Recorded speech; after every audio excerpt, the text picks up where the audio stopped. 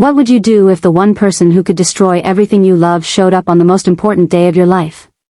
Today, you are about to witness a wedding that will end in blood, betrayal, and a revelation so shocking it will make you question everything you thought you knew about loyalty and love. The scene opens inside an opulent ballroom in Beverly Hills, California. Crystal chandeliers hang from vaulted ceilings. White roses and orchids cascade down every column. Candles flicker on tables draped in silk. The air smells of expensive perfume and danger. This is not just any wedding. This is the wedding of Molnar Rick, one of the most powerful and feared mafia bosses in Los Angeles. Rick stands at the altar in a tailored black tuxedo, his jaw tight, his dark eyes scanning the room. He looks calm, but those who know him can see the tension in his shoulders. His groomsmen stand behind him, each one a soldier in his empire. They are not here just to celebrate.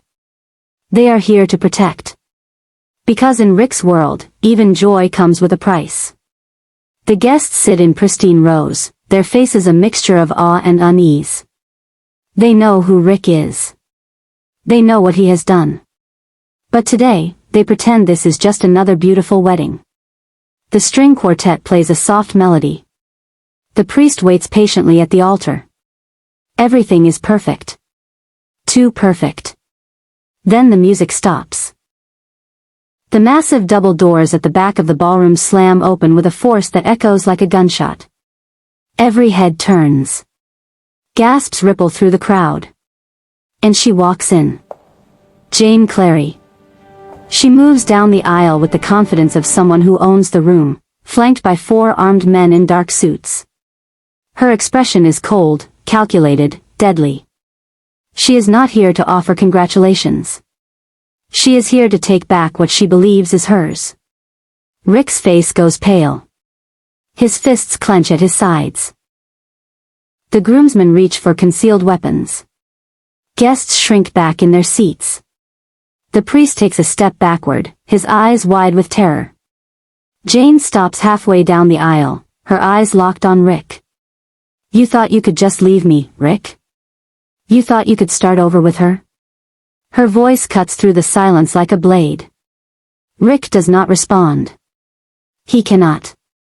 Because Jane is holding something in her hand. A small USB drive.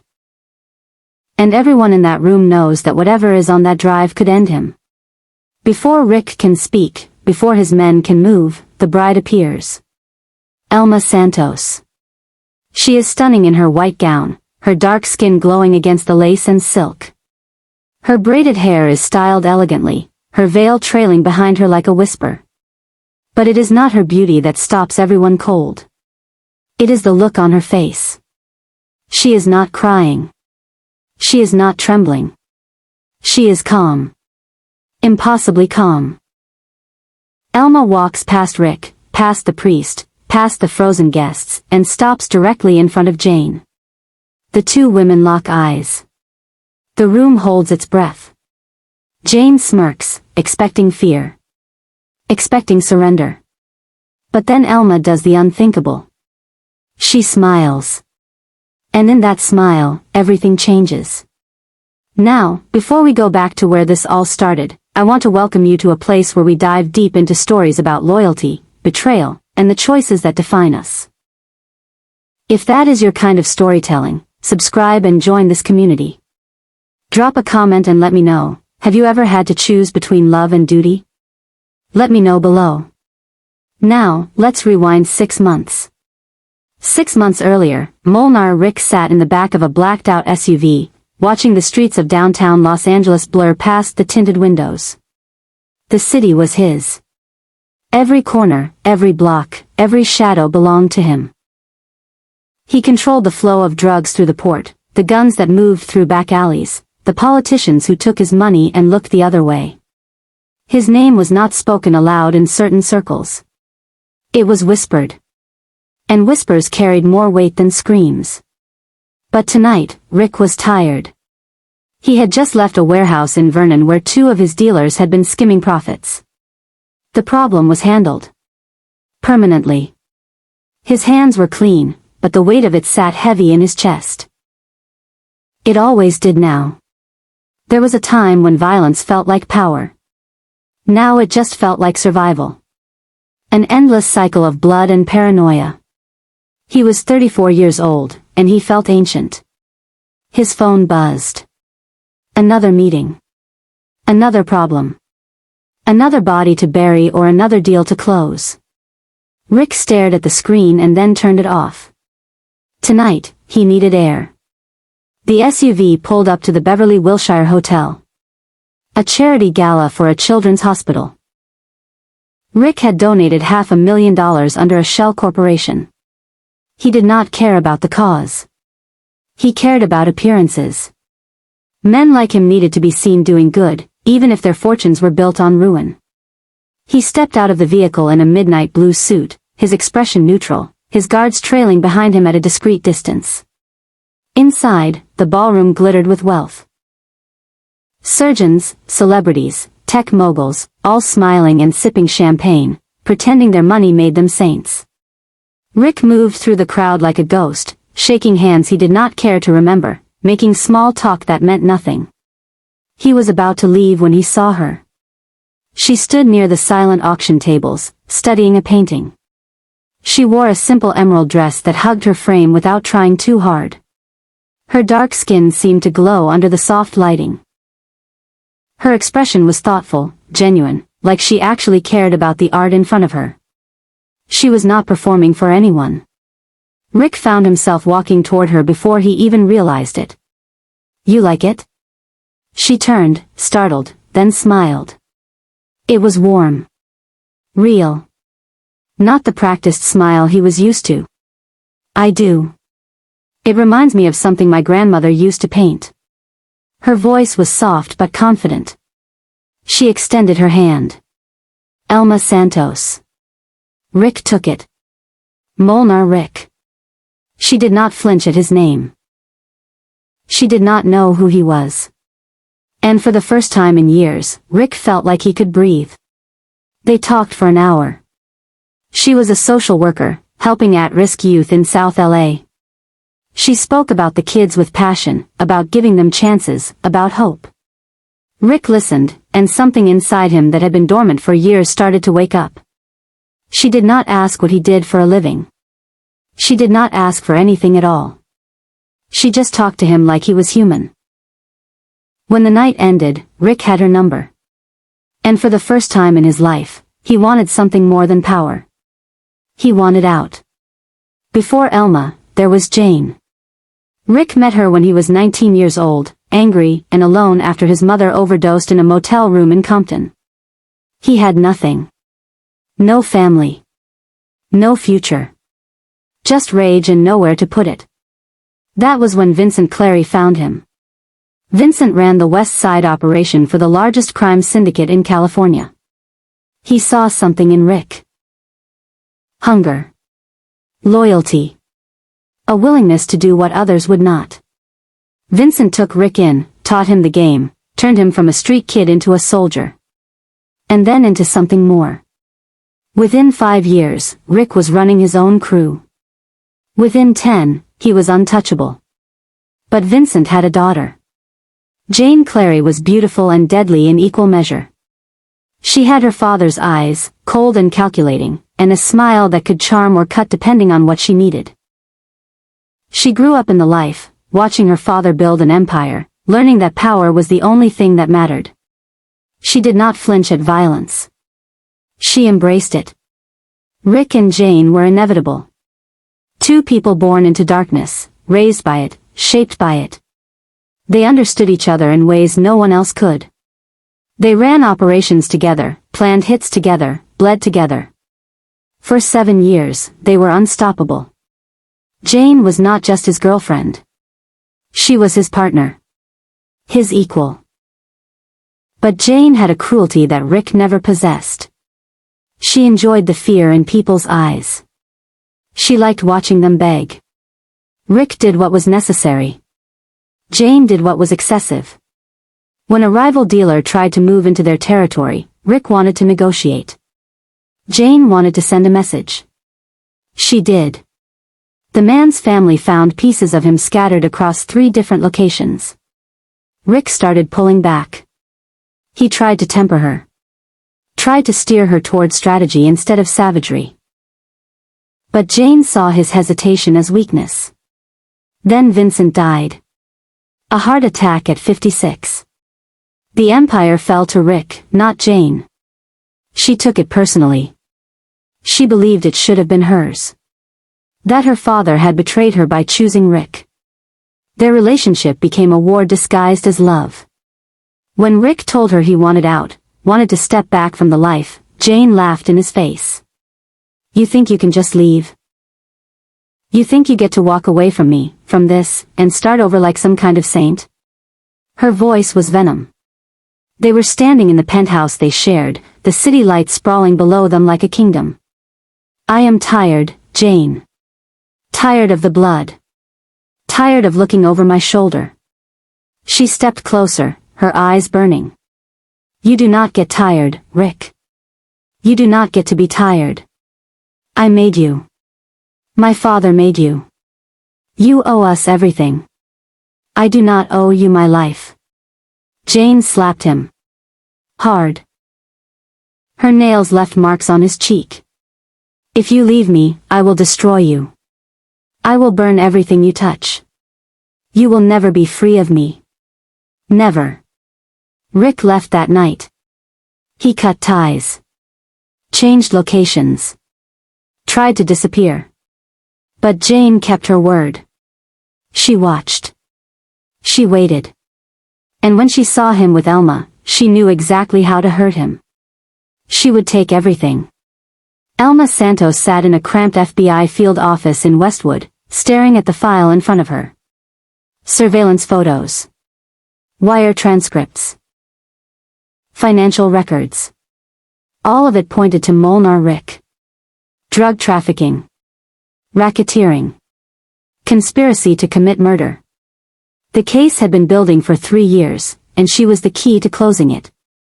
Her real name was Elma Santos, but the woman Rick knew was a carefully constructed lie. The social worker story. The charity work. The chance meeting at the gala. None of it was chance. The FBI had planted her there, knowing Rick would be in attendance, knowing he was starting to show cracks in his armor. She was supposed to get close, gain his trust, gather evidence, and disappear. She was good at her job. One of the best undercover agents in the bureau. She had taken down arms dealers, human traffickers, corrupt politicians. She knew how to compartmentalize. How to play a role without losing herself in it. But then she made a mistake. She fell in love with him. It started small. The way he listened when she talked about the kids she pretended to help. The way he asked questions like he actually cared. The way he looked at her, not like a conquest, but like she was something rare. Something worth protecting. She told herself it was just part of the cover. That she was playing the role too well. But then he told her about his mother. About growing up with nothing. About wanting to be something other than what the world told him he had to be. And she saw the man beneath the monster. She saw someone who was tired of the life he had been forced into. Someone who wanted out. That was when everything got complicated. Her handler, Agent Daniels, called her in for a meeting. He was a veteran agent, 15 years in organized crime, cold and efficient.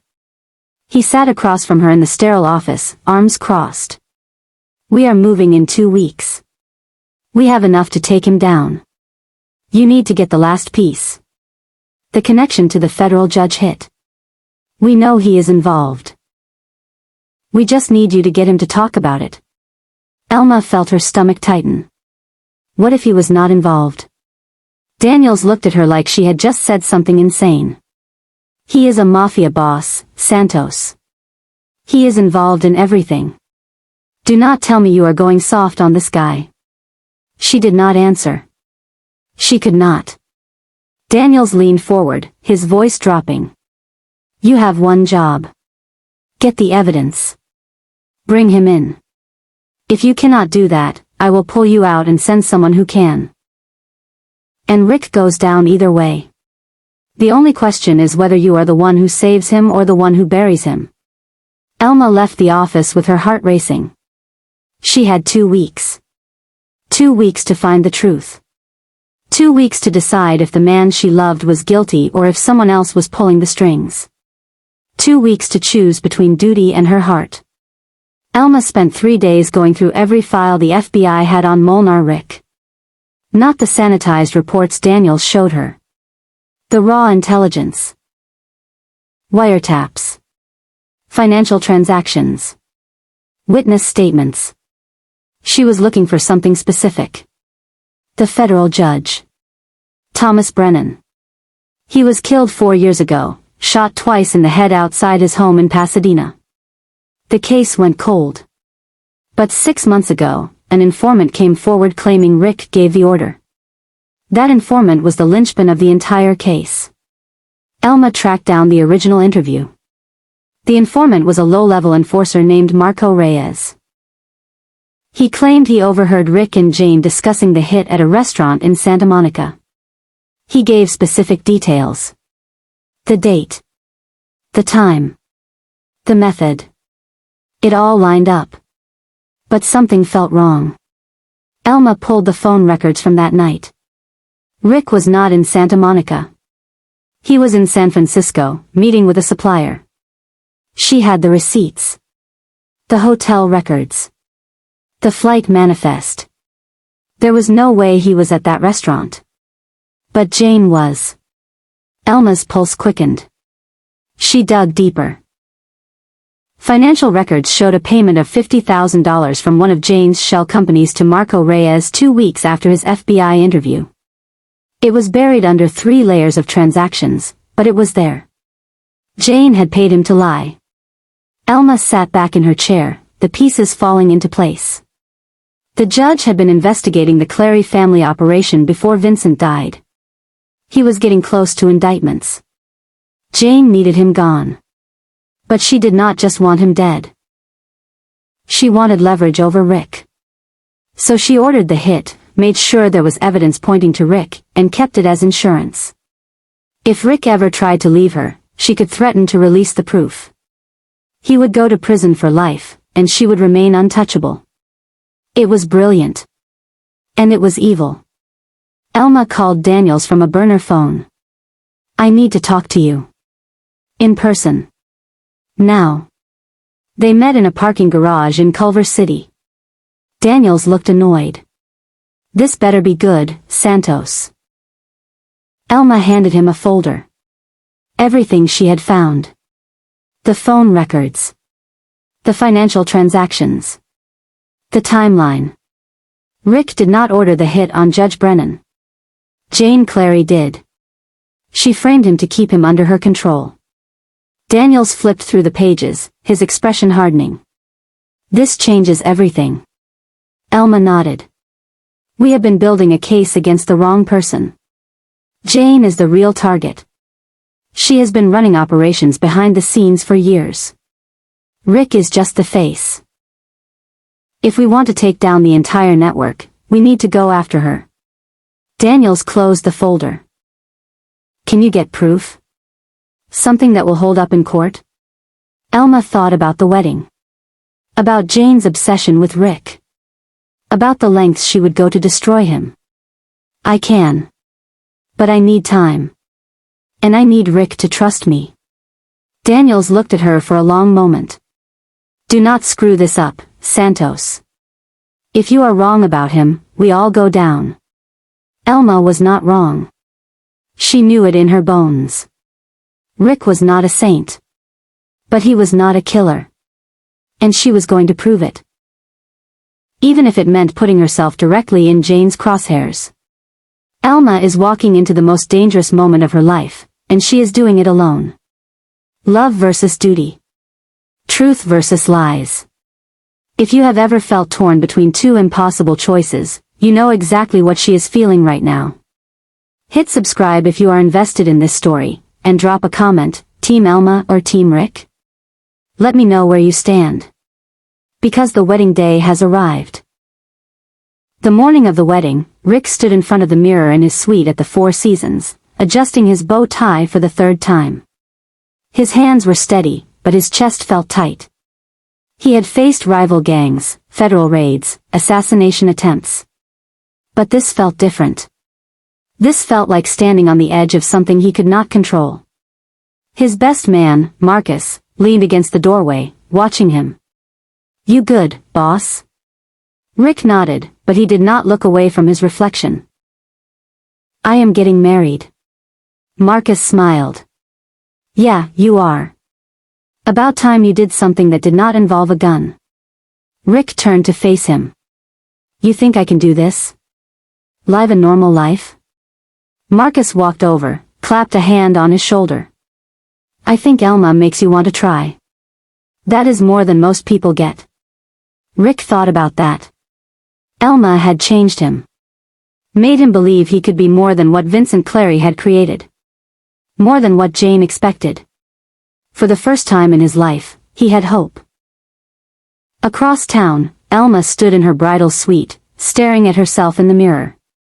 Her wedding dress was perfect. Her hair was perfect. Everything was perfect. Except the knot in her stomach. She had made the call to Daniels 2 days ago. The plan was set. FBI agents were positioned around the venue, disguised as catering staff, guests, security. Jane would come. Elma was certain of it. Jane could not resist the opportunity to destroy Rick on the day he tried to escape her. And when Jane arrived, the FBI would be waiting. But Elma had not told Rick. She told herself it was to protect him. That if he knew, he might do something reckless. Might try to handle Jane himself. But the truth was darker than that. She was afraid.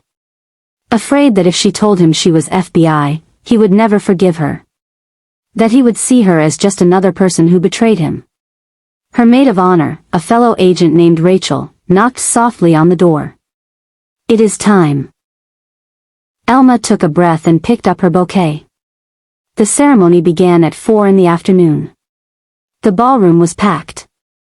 Rick stood at the altar, his heart pounding as the music started. And then she appeared. Elma walked down the aisle, her eyes locked on his. She looked radiant. Calm. But Rick could see something in her expression. Something he could not name. She reached the altar, took his hands, and smiled. The priest began to speak. "Dearly beloved, we are gathered here today to witness the union of Molnar Rick and Elma Santos in holy matrimony." Rick barely heard the words. He was focused on Elma. On the life they were about to start. On the future he never thought he would have. And then the doors exploded open. The sound echoed like thunder. Heads turned. Gasps rippled through the crowd. And there she was. Jane Clary. She strode down the aisle, flanked by 4 armed men, her red dress trailing behind her like blood. Her eyes were fixed on Rick, cold and triumphant. The trap had been set. But no one knew who would survive it. Jane stopped 10 feet from the altar. The ballroom was silent except for the click of her heels on the marble floor. Her men spread out behind her, hands resting on concealed weapons. Rick's groomsmen shifted, their jackets opening slightly to reveal their own guns. The guests sat frozen, caught between 2 armies about to collide. Jane raised her hand, and in it was a small USB drive. She held it up like a trophy. "Do you know what is on this, Rick?" Her voice was clear, cutting through the tension like a knife. Rick did not move. His jaw was clenched, his eyes locked on hers. Elma stood beside him, her bouquet trembling slightly in her hands. Jane smiled. "Proof. Proof that you ordered the execution of Federal Judge Thomas Brennan 4 years ago. Every detail. The plan. The payment. The shooter. All tied back to you." Murmurs erupted through the crowd. Rick's face went pale. Elma's heart pounded. The FBI agents scattered throughout the ballroom remained still, waiting for their moment. Jane took a step closer. I have kept this safe for years, Rick. Insurance. Because I always knew you would try to leave me. And now here you are, playing house with this woman, pretending you are someone you are not. She turned to the crowd, addressing them like a prosecutor. This man standing at the altar is a killer. A criminal. He has blood on his hands. And if he does not come with me right now, I will send this evidence to every news outlet, every federal agency, every person who needs to know what he really is. Rick finally spoke, his voice low and dangerous. You are insane, Jane. She laughed, bitter and sharp. I am insane? You are the one who thought you could just walk away. You are the one who thought love would save you. She pointed at Elma. She does not even know you. Not really. Does she know how many people you have killed? Does she know what you did to the Rivera family?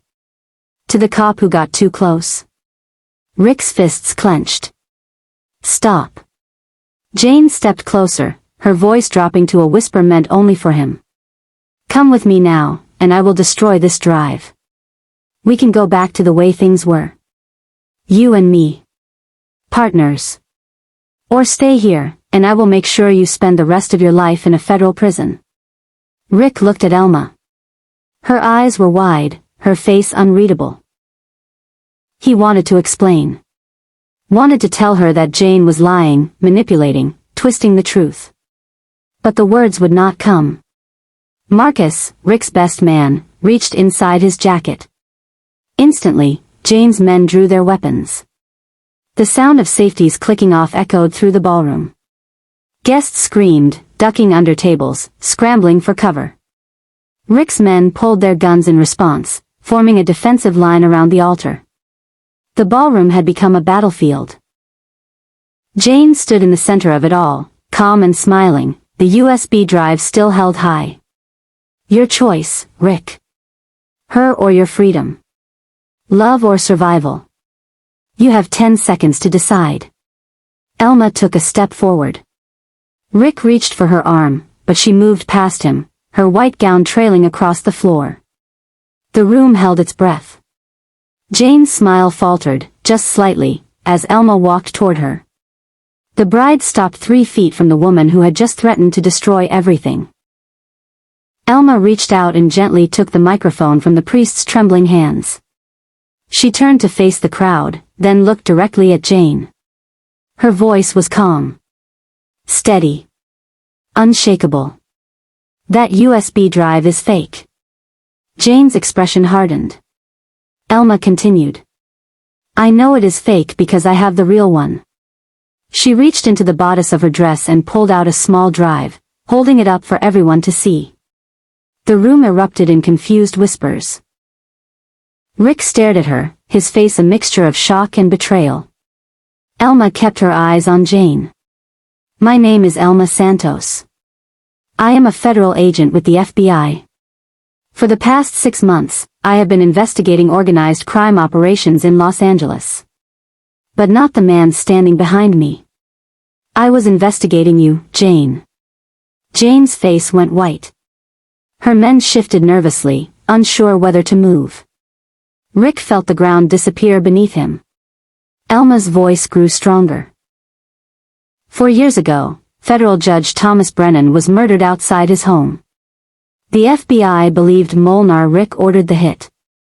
But I discovered the truth. You ordered it, Jane. You paid Marco Reyes $50,000 to lie to federal investigators.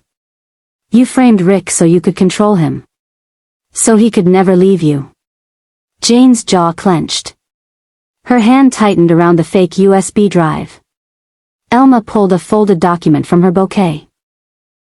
I have financial records tracing the payment from your shell companies.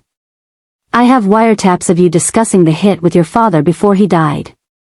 I have testimony from 3 witnesses who were present when you gave the order.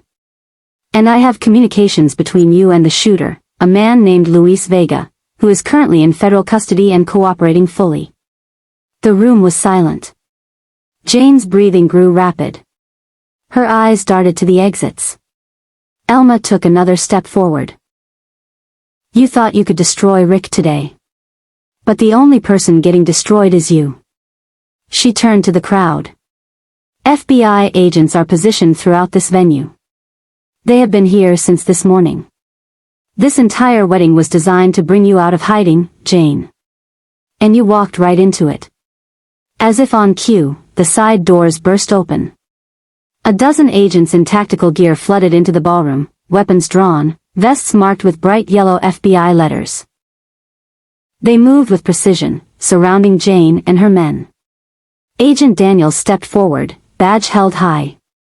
Jane Clary, you are under arrest for conspiracy to commit murder, obstruction of justice, racketeering, and about 15 other charges I will read to you on the way to the federal building. Jane's men dropped their weapons immediately, hands raised. But Jane did not move.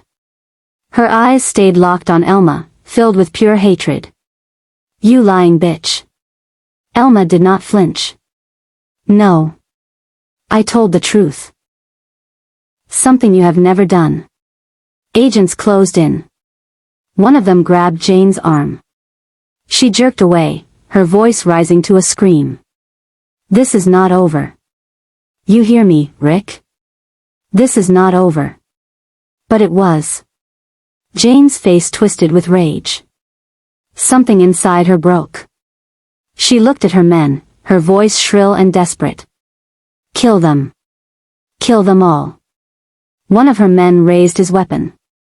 The ballroom exploded into chaos. Gunfire cracked through the air. Guests screamed, diving under tables and behind columns. Rick moved on instinct, throwing himself in front of Elma, his body shielding hers as bullets tore through the space where she had been standing. They hit the ground hard, Rick covering her completely. FBI agents returned fire with precision. Jane's men were outgunned and outmaneuvered. The first went down with a shot to the shoulder. The second dropped his weapon and raised his hands. The third tried to run and was tackled by 2 agents before he made it 5 feet. But Jane was faster. She lunged forward, pulling a pistol from the back of her dress. Before anyone could react, she grabbed Elma by the hair, yanking her away from Rick. Elma gasped as Jane pressed the gun to her temple. Everyone freeze. The agents stopped, weapons still trained on her. Rick scrambled to his feet, his eyes wild. Jane, do not do this. Her hand shook, but her grip on Elma was iron. Tears streamed down her face, mascara running in black lines. You were supposed to be mine, Rick. We were supposed to rule this city together. I gave you everything. Everything. Rick took a slow step forward, hands raised. I know. I know you did. But this is not the way. Jane laughed, broken and bitter. There is no other way. If I cannot have you, no one can. She looked down at Elma, hatred burning in her eyes. Especially not her. Rick's voice cracked. Please, Jane. Let her go. You want me? Fine.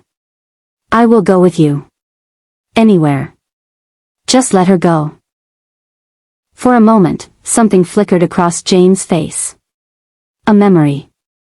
A ghost of who she used to be. The girl who loved him before the violence consumed her. The girl who believed they could take on the world. But it was gone as quickly as it came. Her finger tightened on the trigger. Goodbye, Rick. She pulled. Click. The sound echoed in the silence. Jane's eyes went wide. She pulled again. Click. Click. Click. Nothing. The chamber was empty. Elma twisted in her grip, her voice calm. I disarmed it this morning. When your man left it in the coat check. Jane stared at the useless weapon in her hand, disbelief flooding her face. She opened her mouth to scream, but she never got the chance. 3 agents hit her at once, driving her to the ground. The gun clattered away. Jane thrashed and kicked, screaming obscenities, but it was over. Hands cuffed her wrists behind her back. Agents hauled her to her feet, her red dress torn, her hair wild. She looked at Rick one last time, her voice a broken whisper. I loved you. Rick said nothing. There was nothing left to say. They dragged her out, and the ballroom fell silent except for the sound of frightened breathing and distant sirens growing closer. Jane is gone. The empire is crumbling. But the biggest question remains. Can love survive a foundation built on lies? If you have been hooked by this story from start to finish, hit that subscribe button because we bring you stories like this every single week. Stories about power, betrayal, and redemption. Do not miss the next one. The ballroom was chaos. Paramedics rushed in to treat the wounded. Police officers took statements. Crime scene investigators photographed bullet holes and blood spatter. Guests were escorted out in small groups, their faces pale with shock. The wedding that was supposed to be a new beginning had become a crime scene. Rick stood near the altar, watching it all unfold like a man in a dream. His suit jacket was torn. His hands were shaking. He felt numb. Agent Daniels approached him, his expression professional but not unkind. Mr. Rick, we need to talk. They moved to a quiet corner. Daniels laid it out simply. The FBI had enough evidence to dismantle the entire syndicate. Jane's arrest was just the beginning. But Rick could help himself. Full immunity in exchange for testimony. Names, locations, operations. Everything he knew. Rick looked at the agent for a long moment.